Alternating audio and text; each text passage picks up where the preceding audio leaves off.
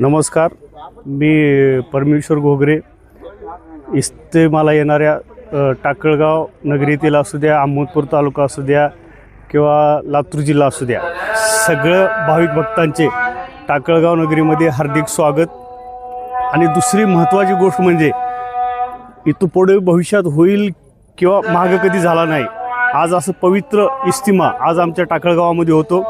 आज आमच्या टाकळगाव नगरीचं भाग्य म्हणायचं एक प्रकारचा कुंभमेळाच आज आमच्या टाकळगाव नगरीमध्ये होते. आज मुस्लिम बांधव असतील, हिंदू बांधव असतील, ह्या इस्तिमाच्यासाठी खांद्याला खांदा लावून आज सगळेजण मेहनत घेत आहेत.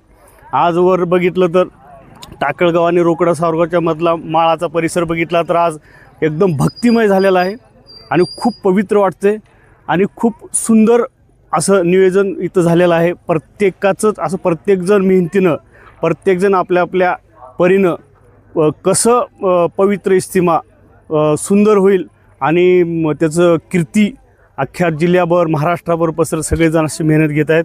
आमचे टाकळगाव परिवारातील हिंदू मुस्लिम भाई खांद्याला खांदा लावून आज जे तुम्ही सगळेजण बघताय, आज एवढं पवित्र वाटते. आज असं वाटलं नव्हतं की ह्या माळाचं एवढं भव्य मंडप उभारलेला आहे, भाग्य उजळेल.